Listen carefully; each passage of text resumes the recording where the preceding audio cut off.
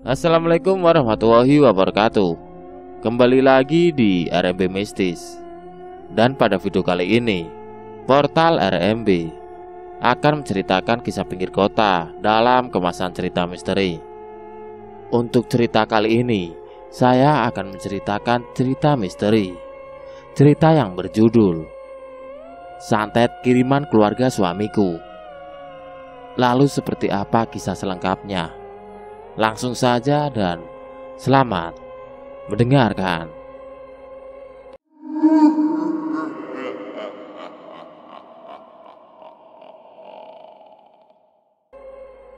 Aku baru saja menikah di tahun 2016 lalu. Aku banyak berharap kepada orang yang menjadi suamiku. Berharap terlalu tinggi padanya dan berharap tidak akan pernah sirna cinta kami. Tapi kenyataannya sangat menyakitkan. Waktu dengan sangat cepat menunjukkan siapa suami dan keluarganya, serta apa yang telah mereka perbuat di belakangku. Entah kenapa aku pun merasa menjadi perempuan yang sangat sial di saat itu. Aku pernah berkenalan dengannya 10 tahun lalu, dan aku tahu dia sempat menaruh hati padaku. Tapi aku tidak suka dengan pria yang lebih muda. Perlahan-lahan, aku menghindar sampai akhirnya kami lost contact dan dipertemukan 8 tahun kemudian. Dan di saat itulah, dia dengan berani mengajak aku menikah. 1 minggu di awal pernikahan dia mendapat tugas ke luar negeri. Maka aku pun tinggal sendiri di kontrakan yang jauh dari rumah orang tua.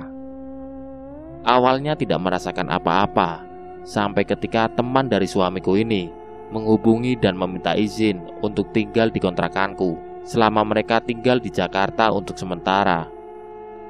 Dari sinilah semua terbongkar, semua terbuka, semua menunjukkan sifat aslinya. Dengan senang hati aku menerima mereka dan menampung mereka sementara di kontrakanku. Rupanya kebaikanku adalah awal penderitaanku.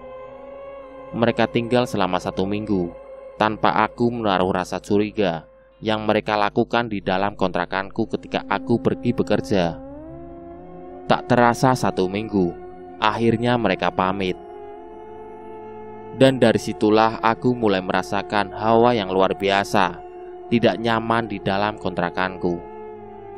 Aku bukan indigo, tapi terkadang aku bisa melihat keberadaan mereka. Aku seringkali merasa ada wanita yang mengikutiku dengan berjalan merangkak ketika aku berada di dapur. Dan di dalam kamar mandi aku merasa ada pocong yang tengah mengawasiku. Tapi aku anggap itu angin lalu, sampai aku benar-benar melihat sesosok perempuan berdiri tepat di depanku ketika aku baru saja berbaring di kasur. Aku mencoba untuk tenang dan mengabaikannya sampai sosok itu pergi. Tapi rupanya semua itu belum selesai. Dan aku sangat sadar bahwa aku benar-benar diganggu ketika aku melihat sebuah tangan besar dengan kuku panjang yang hitam pekat meraih tanganku. Aku benar-benar merasa ketakutan dan merasakan sesuatu yang salah. Tapi di saat itu, aku tidak memberitahukan kondisiku itu kepada siapapun, termasuk keluarga atau bahkan suamiku, karena aku takut mereka khawatir. Aku merasakan sesuatu yang salah, karena ketika pertama kali aku menyewa kontrakan tersebut, aku yakin secara hawa ruangan dan sebagainya benar-benar dalam kondisi yang sangat aman, bahkan dari keberadaan makhluk-makhluk tersebut. Namun, justru teror makhluk-makhluk itu aku rasakan semenjak teman dari suamiku itu menginap. Maka aku beranikan diri untuk bercerita kepada pamanku, yang dia memang ahli dalam hal tersebut. Dia hanya berkata, ada yang tidak suka padaku dan berniat menghancurkan rumah tanggaku. Tapi siapa? Dek. Saat itu aku teringat kepada kakak iparku, karena sebelum acara pernikahan aku tidak tahu apa yang terjadi. Tiba-tiba saja dia melabrakku dan mengatakan bahwa semenjak suamiku mengenal aku, dia membangkang dari kakaknya dan mengakibatkan mereka bertengkar sampai ibunya menangis. Aku tidak tahu masalah apa yang terjadi pada suamiku dan keluarganya. Bahkan ketika kutanyakan pada suamiku, dia tidak mau membahas masalah itu. Kuanggap masalah itu selesai, dan aku pun meminta maaf pada kakaknya, walaupun aku tidak tahu apa kesalahanku.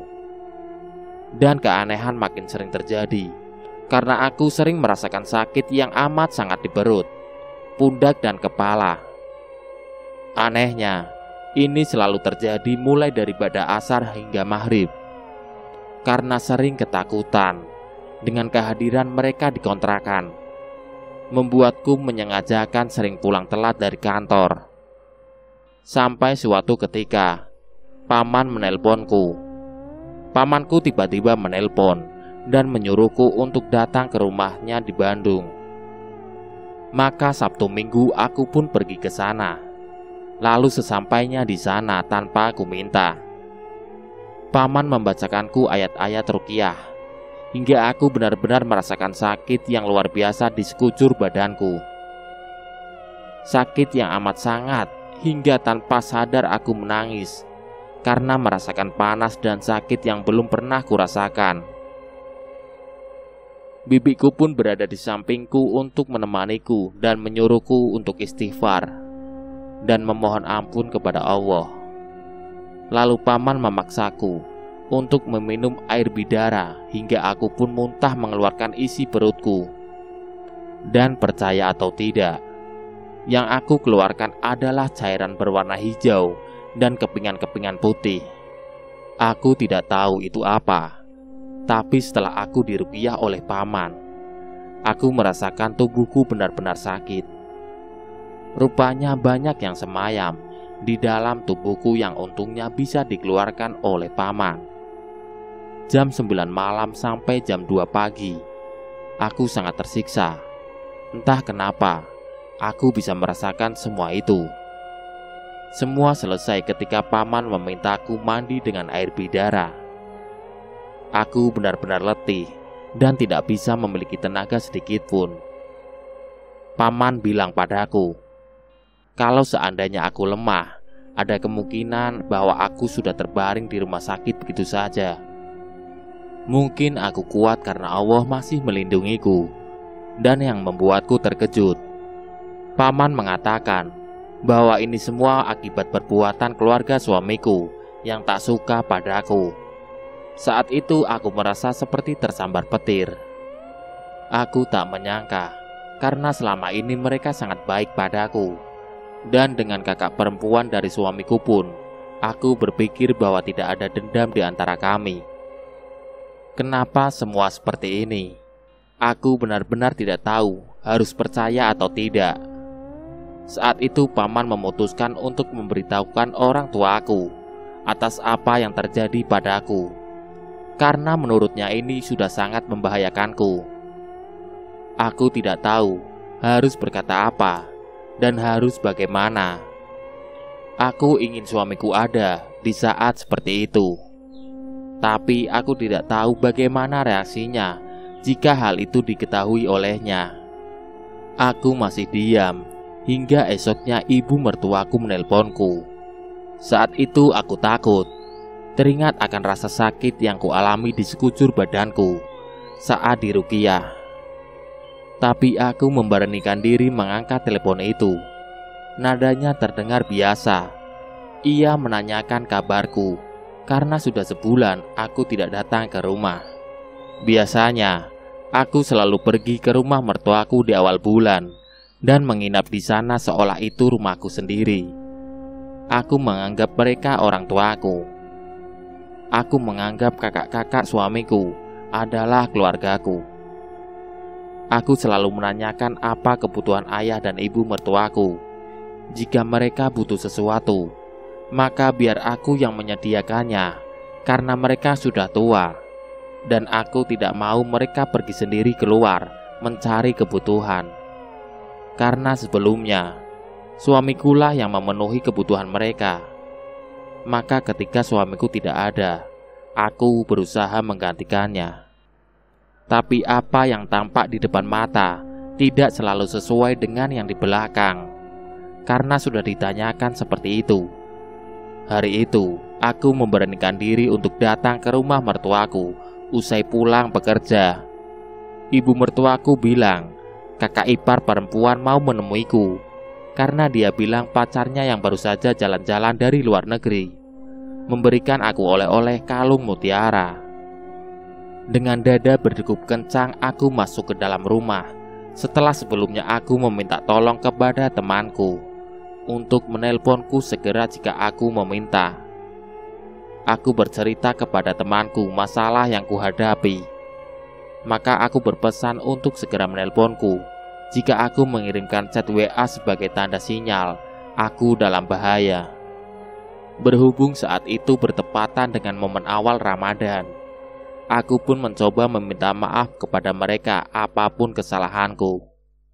Aku berharap mereka mau memaafkan aku dan tidak melakukan hal yang aneh-aneh seperti itu. Tetapi semua tidak dapat diduga.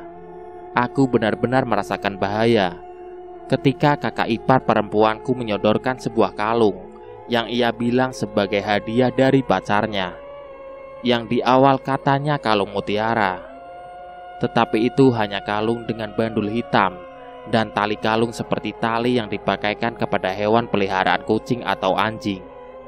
Karena aku memiliki kekurangan keturunan dari ayah, maka aku bisa merasakan perasaan yang tidak enak ketika aku memegang kalung yang disodorkan kepadaku itu.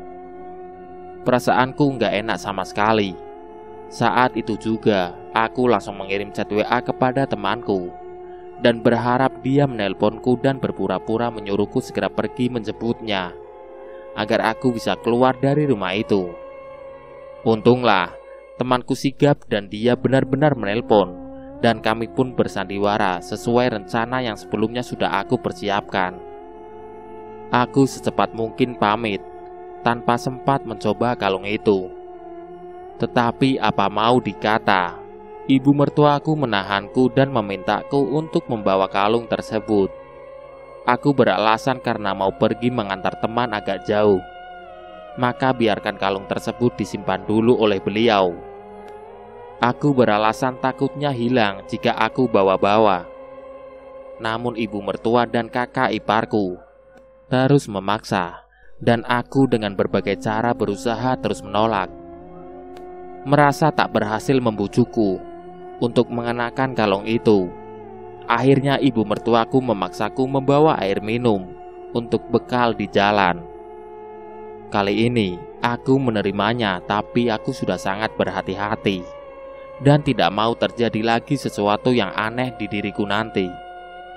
Maka ketika dalam perjalanan pulang, aku membuang air itu.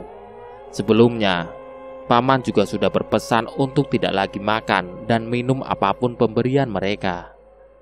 Dalam perjalanan pulang, aku sangat sedih dan menangis.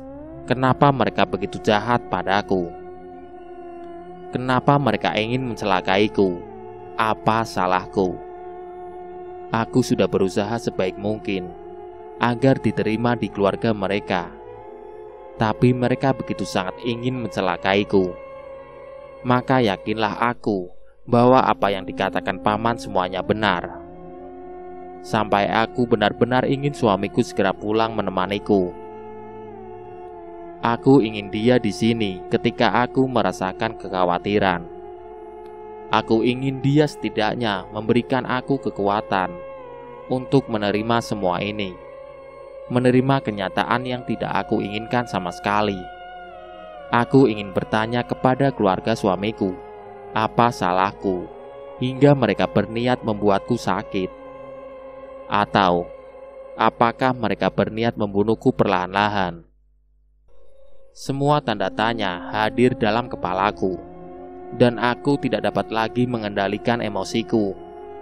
Hingga akhirnya aku bercerita pada suamiku tentang apa yang terjadi padaku.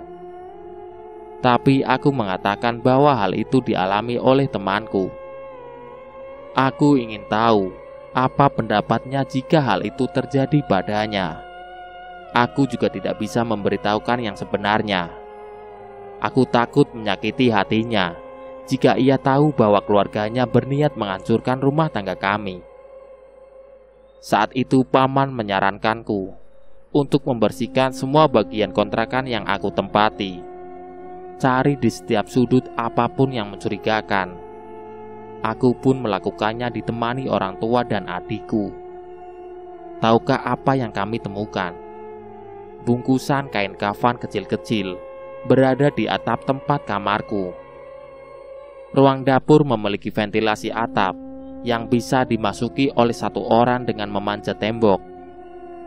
Adikku melihatnya dan berniat mengambilnya, tapi dilarang oleh paman karena siapapun yang memegang barang tersebut akan menjadi korban santet selanjutnya, bahkan sulit untuk disembuhkan. Kami terdiam, maka paman sendiri yang menginformasikan bahwa dialah yang akan mengambil barang tersebut ketika di tengah-tengah Ramadan. Ia yakin jika dalam bulan Ramadan ini kekuatan setan melemah. Setelah semua kain kafan yang berada di atap kamarku diambil, paman membawanya ke Bandung, lalu ditaruh di lapangan terbuka dan dikelilingi dengan air bidara dan dibakar. Saat itu keanehan terjadi. Kami semua mendengar suara tawa kuntilanak, dan dalam hitungan detik semua lampu di rumah paman sampai beberapa kontrakan di dekat lapangan tempat kami membakar kain tersebut langsung padam total. Kami pastikan itu bukan mati lampu, karena mati bersamaan dengan datangnya suara tawa yang kami dengar. Aku, Om, dan Bibi semua sangat ketakutan. Tapi saat itulah seluruh rasa sakit di badanku hilang bersamaan dengan dibakarnya temuan kain kafan itu. Aku bertanya pada paman, siapa yang menaruh barang-barang tersebut di dalam kontrakanku? Paman hanya menjawab, siapa yang sebelumnya menginap di kontrakanmu? Dalam sepekan terakhir, maka dialah pelakunya. Tahu siapa yang menginap di kontrakanku kan? Iya, tidak ada yang lain selain teman-teman dari suamiku beserta istri dan anaknya yang meminta untuk tinggal di kontrakanku selama di Jakarta. Ya, merekalah pelakunya, tapi aku diam. Aku tidak melakukan tindakan apa-apa terhadap mereka. Aku juga tidak tahu apakah mereka bekerja sama dengan keluarga suamiku atau tidak. Mengingat bahwa teman suamiku ini memang sudah dianggap keluarga oleh mereka. Tapi aku sudah tidak tahan lagi untuk menutupi semuanya.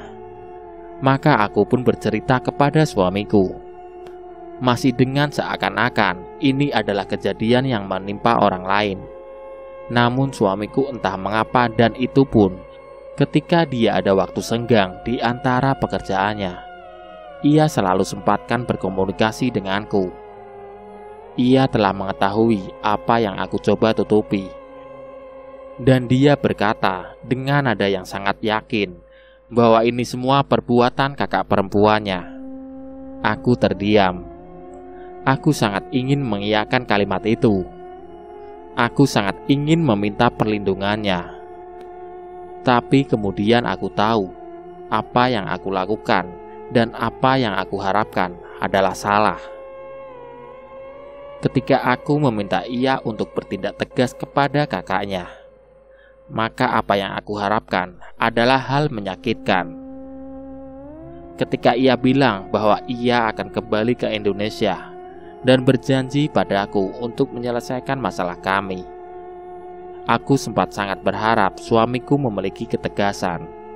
Namun, sepulangnya dari luar negeri, ia tidak langsung menemuiku, melainkan ia pulang lebih dahulu ke rumah orang tuanya.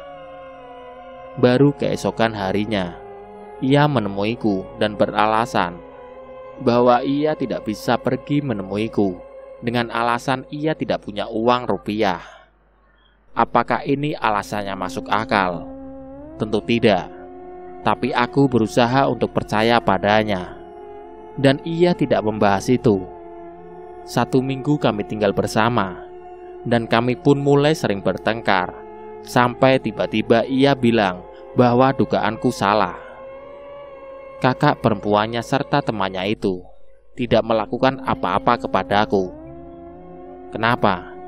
Justru suamiku yang kuharapkan akan membela dan melindungiku, justru kini melawanku dan membela kakaknya. Bahkan ia terus menekanku dengan mengatakan bahwa kalung yang awalnya ingin diberikan padaku pun kalung mutiara asli, bukan kalung untuk keperluan lain. Sebagaimana yang aku katakan padanya, apa ia pikir aku bodoh? Orang awam pun tahu untuk berpikir seperti apa ketika melihat bentuk kalungnya yang bukan diperuntukkan untuk riasan itu. Lalu ia meminta aku bercerita awal mulanya, kenapa sampai aku bisa-bisanya curiga kepada keluarganya.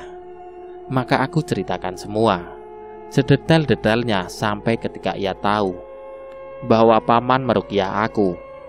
Seketika itu juga ia mulai marah besar. Ia bilang ia tidak ridho aku diruqyah oleh siapapun, termasuk pamanku sendiri, dan meminta aku untuk meminta maaf kepada seluruh keluarganya termasuk temannya. Jika tidak, maka mengancam bahwa ia tidak mau mempertahankan hubungan rumah tangga ini. Aku betul-betul tidak habis berpikir, kenapa suamiku yang aku harapkan akan melindungiku malah berkata seperti itu, dan ia lebih memilih untuk membela temannya daripada istrinya. Aku benar-benar tidak bisa melakukan yang ia minta. Dan apa aku salah untuk diruqyah? Aku benar-benar takut pada apa yang terjadi sebelumnya yang kualami. Hingga akhirnya ia benar-benar meninggalkan aku. Ia menalakku. Lalu dari senalah teror yang sebenarnya dimulai, mamaku memintaku untuk kembali ke rumah dan tinggal bersamanya. Ia khawatir terjadi sesuatu lagi padaku. Dan benar saja, apa yang dikhawatirkan mama terjadi padaku. Setiap malam, aku merasakan atap kamarku diinjak oleh makhluk besar, seolah ia berjalan di atap rumahku. Setiap kali aku pulang kerja, selalu ada sosok perempuan yang ikut denganku. Berhari-hari ia menempel di belakangku dan tidak mau pergi. Pernah suatu hari aku pulang kerja dengan menggunakan jasa ojek online. Entah driverku dia indigo atau memang memiliki kekurangan. Dia mengatakan padaku bahwa ada yang mengikuti kami sejak pertama aku menaiki motor. Makhluknya juga gak cuma satu, ada perempuan, genderuwo, dan wujud anak-anak. Di saat keadaan semakin tidak kondusif seperti itu, aku memutuskan kembali ke rumah paman. Di saat itulah ia membuka semua yang terjadi padaku. Bahwa sejak awal suamiku mendapatkan aku dengan cara yang tidak baik. Ia menggunakan jasa dukun rupanya. Dukun itu kemungkinan ia kenal dari temannya yang jahat itu, yang menginap di kontrakanku. Medianya kemungkinan berasal dari fotoku. Suamiku mengambil fotoku dari Facebook dan menggunakannya untuk mengikatku agar aku tidak menikah dengan orang lain selain dirinya. Istilahnya gantung waris. Sungguh benar aku mengalami gantung waris karena berkali-kali jika aku menjalin hubungan dengan seorang pria, maka tidak akan bertahan lama. Selalu seperti itu, sampai aku bertemu dengan suamiku yang sekarang. Paman berkata bahwa ia mengetahuinya sejak awal, tetapi ia memilih membiarkan karena ia yakin bahwa apa yang kita tanam, maka itu yang akan kita tuai. Jika suamiku nanti memang menceraikan aku, maka ilmu gantung waris tersebut akan kembali kepada dirinya sendiri atas kehendak Allah. Di sini aku tidak tahu apakah apa yang dilakukan oleh teman dan keluarganya kepadaku dilakukan atas seizinnya agar aku menurut kepadanya, seperti seorang pembantu atau hanya pemanfaatan keberadaanku. Di sini suamiku sudah meninggalkan aku sendirian dengan alasan ibunya sakit dan minta untuk ditemani. Lalu suatu hari, ia mengirim chat via WA, meminta aku untuk memberikan seluruh uang gaji yang selama ini ia kirim kepadaku. Tentu saja dengan jelas aku menolak. Walaupun sebenarnya gaji yang selama ini ia berikan selalu aku tabung dan tidak pernah aku pakai tanpa seizinnya. Bahkan ketika ia dinas ke luar negeri pun, segala kebutuhan pribadiku menggunakan gajiku sendiri. Tapi aku merasa ia sudah sangat keterlaluan, hingga aku mengelak dan mengatakan jika uang yang ia berikan habis untuk aku gunakan berobat selama aku sakit. Ia marah dan mentala aku melalui WA. Benar bahwa jangan kita menilai orang dari sholat dan puasanya saja, tapi nilai orang dari tanggung jawabnya. Suamiku orang yang selalu taat sholatnya, selalu rajin ke masjid. Tapi ternyata ia bisa berlaku sedemikian padaku. Ketika aku meminta ia untuk mengembalikanku dengan baik-baik kepada orang tuaku, ia tidak mau dan langsung pergi begitu saja, setelah sebelumnya memblokir nomorku. Cobaan pun datang kembali ketika aku sadar bahwa aku tidak menstruasi 1 bulan ini. Dan ketika aku periksakan ke dokter, aku dinyatakan positif hamil. Di saat itu, aku benar-benar kalut. Aku juga sempat bertengkar dengan ibuku. Dia sempat menyalahkan aku karena salah memilih pasangan hidup, yang sebetulnya sejak awal ibuku kurang suka dengan suamiku. Aku sempat pergi dari rumah. Aku duduk diam di dalam stasiun. Aku bingung. Aku hamil dan suamiku meninggalkanku, ditambah ibu kandungku sendiri marah padaku. Aku sempat memberitahu salah satu kakak laki-lakinya atas kondisiku yang sedang hamil, tapi balasannya bahwa mereka tidak percaya padaku. Aku pergi masuk ke stasiun kereta dan duduk diam di sana hingga jam 11 malam. Sempat aku berpikiran hal negatif. Aku merasa benar-benar sendirian dan semua orang menjauhiku, dan terpikirkan bahwa mungkin lebih baik aku mati. Aku ingin meloncat saja ketika kereta datang. Mungkin saja rasanya tidak akan sakit. Tapi kemudian aku tersadar bahwa mati bukan jalan satu-satunya. Bagaimana dengan anak ini yang bahkan dia baru hidup 1 bulan di dalam rahimku? Ketika itu, temanku menelpon dan menanyakan keberadaanku. Rupanya pamanku yang memang mengenal salah satu teman dekatku menghubunginya untuk meminta bantuan mencari aku yang tidak kunjung pulang. Saat itu aku putuskan untuk menerima takdirku yang seperti ini dan kembali ke rumah. Tak lama surat pengadilan agama datang dengan keterangan suamiku meminta cerai dengan alasan-alasan yang sama sekali tidak pernah aku lakukan. Aku pun datang ke pengadilan, tapi sejak awal pengadilan hingga akhir, ia tidak pernah datang sama sekali. Maka sidang pun dibatalkan. Rupanya suamiku ingin menggantung status perkawinan kami. Sementara aku pun berfokus dulu pada kehamilanku ini. Sangat sulit rasanya hamil sendirian dengan keadaan tanpa suami, ditambah dengan teror yang tak kunjung usai. Kontrol kandungan pun aku lakukan rutin setiap bulan sendirian, tanpa ada yang mendampingiku. Aku harus kuat karena ini demi anakku. Hingga aku pun melahirkan tanpa adanya suami, entah dia ada di mana. Ketika hamil pun, keluarga mereka masih tidak berhenti menggangguku. Suatu ketika aku hamil di usia 8 bulan. Aku terbangun jam 12 malam pas. Lalu pintu kamarku yang memang tidak pernah aku tutup berhadapan dengan ruang tamu yang lampunya dalam keadaan mati. Di sana aku melihat satu sosok besar hitam dengan mata merah menyala dan taring yang panjang di kedua mulutnya. ia semakin lama semakin mendekat ke arahku. Aku bacakan ayat kursi, Al-Fatihah, dan Muawizatain. Aku mencoba berkomunikasi padanya dalam hati sambil bertatapan mata dengannya. Aku minta ia untuk pergi, dan ia hanya menggeram. Lalu ku minta ia pergi untuk kedua kalinya, dan geramannya makin kencang hingga aku pun merasa takut karena aku sedang mengandung.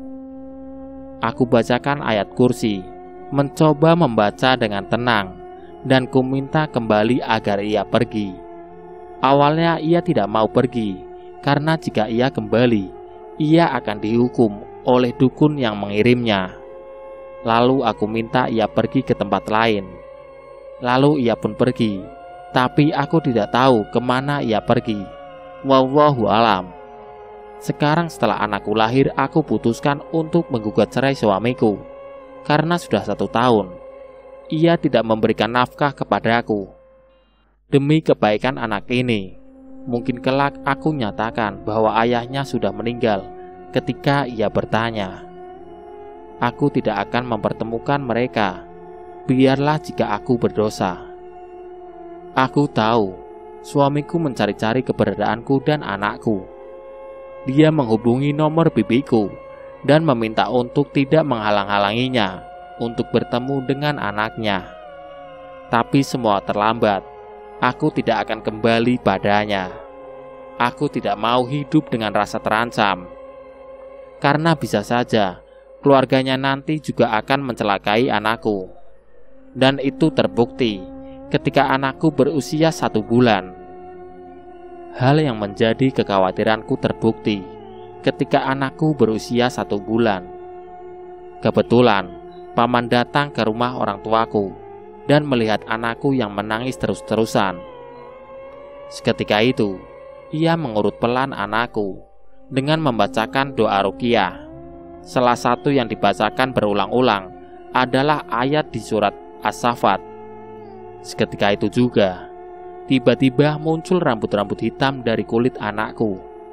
Selain itu ada juga pasir hitam dan duri bambu yang biasa kita temukan di pohon bambu, yang kalau kita pegang rasanya gatal.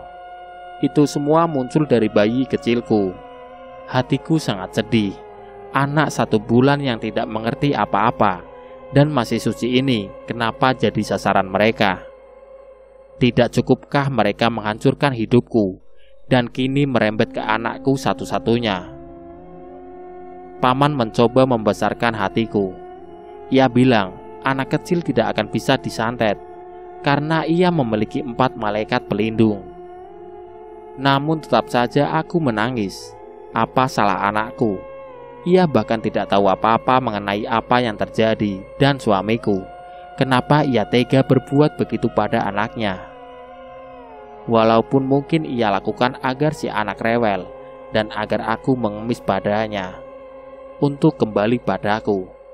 Tapi ini sangat keterlaluan, hingga mengorbankan anaknya sendiri. Mungkin perceraian memang jalan satu-satunya agar kami terlepas dari belenggu yang mereka buat. Selama kehamilan hingga kini, aku masih melihat berbagai macam makhluk, dari perempuan sampai jin yang mereka kirimkan ke rumahku. Ditambah kakiku sekarang pincang karena paman bilang mereka menabur sesuatu di dekat kantorku. Jadi, ketika aku melewatinya, maka sihir yang diberikan oleh dukunnya akan langsung menimpaku. Kakiku sangat sakit, seperti diikat oleh tambang. Aku bahkan pernah merasakan ditarik oleh sesuatu saat aku tidur. Aku lelah, aku takut. Aku hanya ingin semua ini berakhir, dan aku tidak lagi memiliki urusan dengan suamiku ataupun keluarganya lagi. Salah satu makhluk yang dikirimkan oleh keluarganya suamiku adalah sosok menyerupai burung api. Paman sempat melukiskannya. Ukurannya besar dan tinggi, bahkan melebihi atap rumahku. Sosok itu dikirimkan ke rumahku ketika aku memberitahu keluarganya bahwa anakku telah lahir. Dan tak berapa lama, muncul keganjilan pada anakku. Ia selalu menangis jika aku bawa ke kamarku. Beberapa waktu lalu, ketika aku bergantian menjaga anakku dengan ibuku, dari depan rumah ibuku mendengar tawa kuntilanak yang cukup nyaring. Akhirnya anakku terus-menerus menangis dan tidak tidur selama 2 hari hingga sakit. Merasa rumahku tak lagi aman, maka langsung aku titipkan ke rumah kerabatku dan aku merahasiakannya dari suamiku. Aku tidak ingin lelaki itu mengetahui di mana anakku tinggal. Hal lain yang membuat aku makin sedih adalah anakku tidak pernah mau jika aku gendong. Paman bilang selalu ada makhluk yang mengikuti di belakangku. Maka anakku pun tidak mengonsumsi ASI sama sekali, karena jika aku yang menggendong, ia langsung menangis keras. Mungkin ada yang bertanya, kenapa keluarganya sebegitu berniat mencelakaiku? Kemungkinan besar adalah karena harta. Suamiku adalah anak bungsu, namun juga menjadi tulang punggung keluarga. Kakak-kakaknya belum ada yang menikah, dan keluarganya sering hidup dengan mewah. Kehadiranku bagai ancaman bagi keluarganya bahwa aku akan mengambil sumber kemewahan mereka. Dan beginilah keadaanku sekarang, mengasuh seorang buah hati yang bahkan tidak diakui oleh ayah kandungnya sendiri. Namun biarlah aku bertahan. Aku yakin akan ada saatnya pertolongan Allah itu datang. Yang kubutuhkan adalah bersabar dan menjalani apa yang ada. Portal RMB. Itulah tadi cerita yang berjudul Santet Kiriman Keluarga Suamiku. Nantikan cerita-cerita menarik lainnya di konten berikutnya. Sekian. Wassalamualaikum warahmatullahi wabarakatuh.